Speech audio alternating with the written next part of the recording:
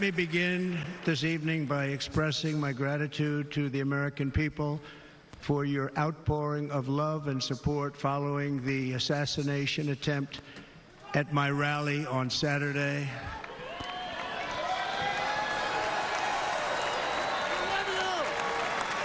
As you already know, the assassin's bullet came within a quarter of an inch of taking my life. So many people have asked me, what happened? Tell us what happened, please. And therefore, I will tell you exactly what happened, and you'll never hear it from me a second time because it's actually too painful to tell. It was a warm, beautiful day in the early evening in Butler Township in the great Commonwealth of Pennsylvania. Music was loudly playing, and the campaign was doing really well. I went to the stage, and the crowd was cheering wildly. Everybody was happy. I began speaking very strongly, powerfully, and happily, because I was discussing the great job my administration did on immigration at the southern border. We were very proud of it.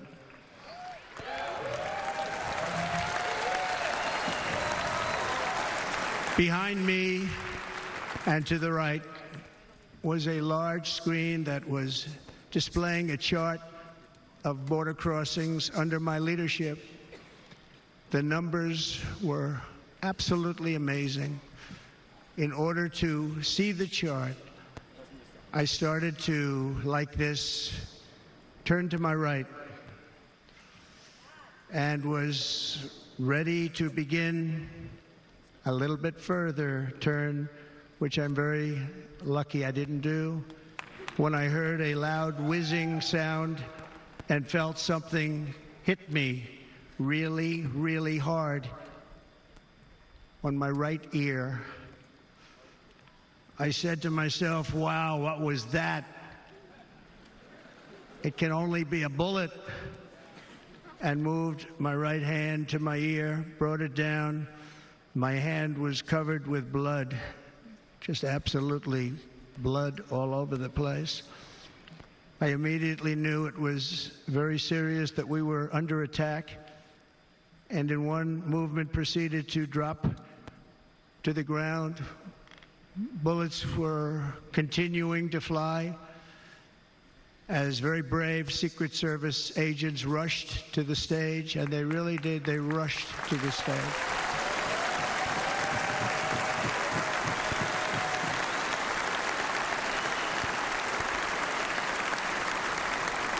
These are great people, at great risk, I will tell you, and pounced on top of me so that I would be protected. There was blood pouring everywhere, and yet, in a certain way, I felt very safe because I had God on my side. I felt that.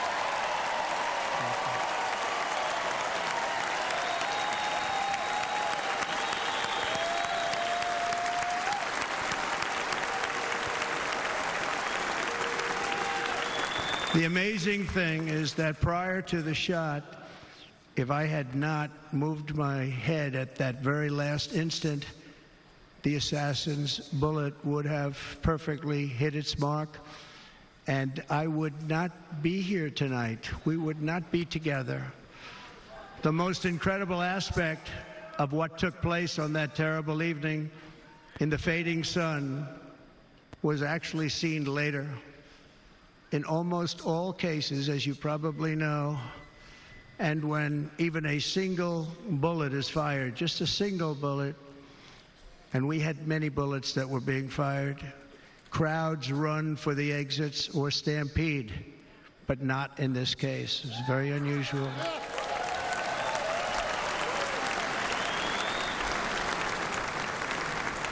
This massive crowd of tens of thousands of people stood by and didn't move an inch. In fact, many of them bravely but automatically stood up looking for where the sniper would be. They knew immediately it was a sniper. and then began pointing at him. You can see that if you look at the group behind me. That was just a small group compared to what was in front. Nobody ran, and by not stampeding, many lives were saved. But that isn't the reason that they didn't move. The reason is that they knew I was in very serious trouble. They saw it. They saw me go down. They saw the blood and thought, actually most did, that I was dead. They knew it was a shot to the head. They saw the blood. And there's an interesting statistic. The ears are the bloodiest part. If something happens with the ears, they bleed more than any other part of the body. For whatever reason, the doctors told me that. I said, why is there so much blood? He said, it's the ears. They bleed more. So we learned something, but they just, this beautiful crowd, they didn't want to leave me. They knew I was in trouble. They didn't want to leave me. And you can see that love written all over their faces. Incredible people. They're incredible people. Bullets were flying over us, yet I felt serene. But now the Secret Service agents were putting themselves in peril. They were in very dangerous territory. Bullets were flying right over them, missing them by a very small amount of inches. And then it all stopped.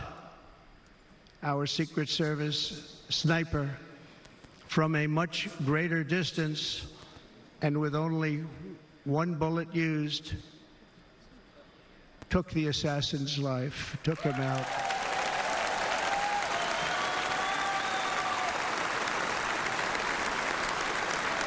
I'm not supposed to be here tonight. Not supposed to be here. Yes, you are.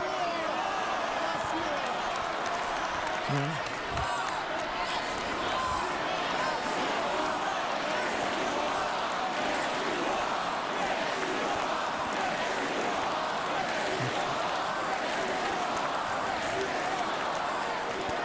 Thank you.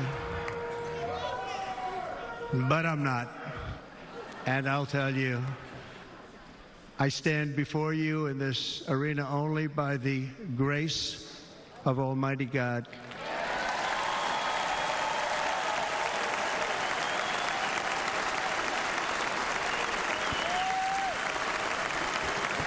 In watching the reports over the last few days, many people say it was a providential moment. Probably was. When I rose, surrounded by Secret Service, the crowd was confused because they thought I was dead, and there was great, great sorrow. I could see that on their faces as I looked out. They didn't know I was looking out. They thought it was over. But I could see it. I wanted to do something to let them know I was okay. I raised my right arm, looked at the thousands and thousands of people that were breathlessly waiting, and started shouting, "Fight, fight, fight."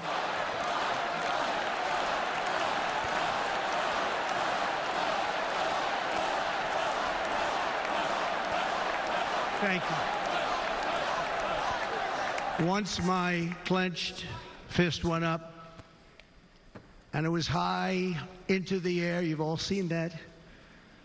The crowd realized I was okay and roared with pride for our country like no crowd I have ever heard before.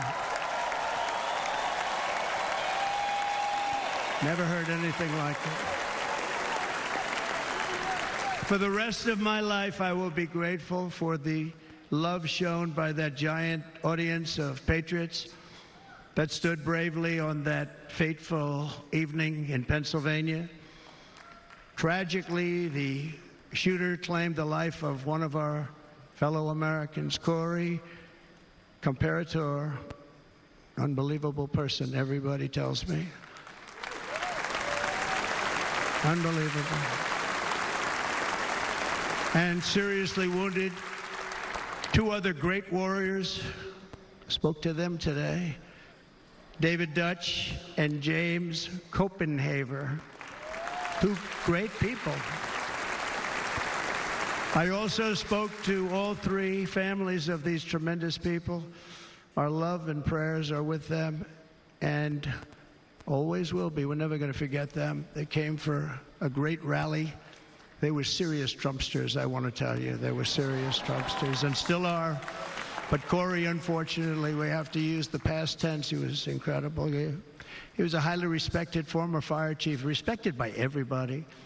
Was accompanied by his wife, Helen, incredible woman. I spoke to her today, devastated, and two precious daughters.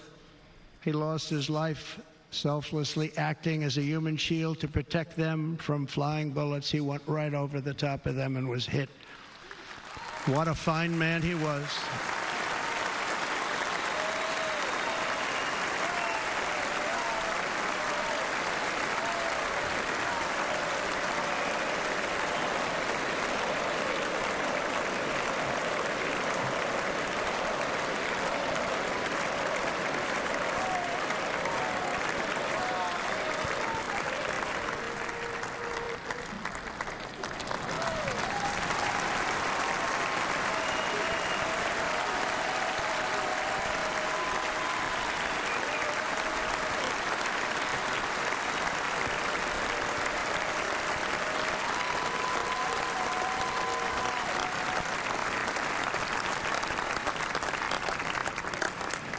I want to thank the fire department and the family for sending his helmet, his outfit, and it was just something, and they're going to do something very special when they get it. But we did something which cannot match what happened, not even close.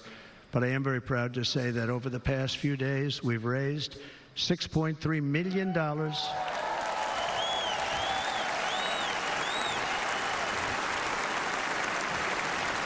for the families of David, James, and Corey, including from a friend of mine just called up. He sent me a check right here. I just got it.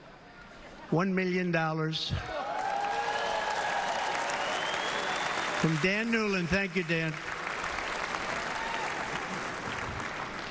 And again, when speaking to the family, I told them, I said, well, I'm going to be sending you a lot of money, but it can't compensate. They all said the same thing. You're right, sir. We appreciate so much what you're doing, but nothing can take the place in the case of Corey. And the other two, by the way, they were very, very seriously injured, but now they're doing very well. They're going to be okay. They're going to be doing very well.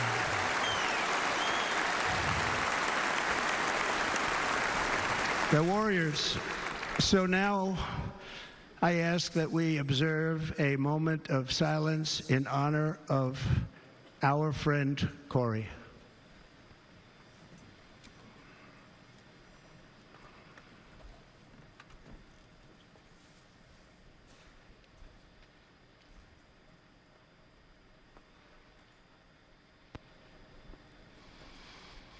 There is no greater love than to lay down one's life for others.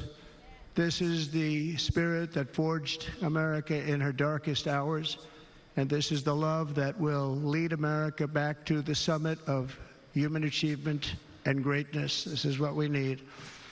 Despite such a heinous attack, we unite this evening more determined than ever. I am more determined than ever, and so are you. So is everybody in this room.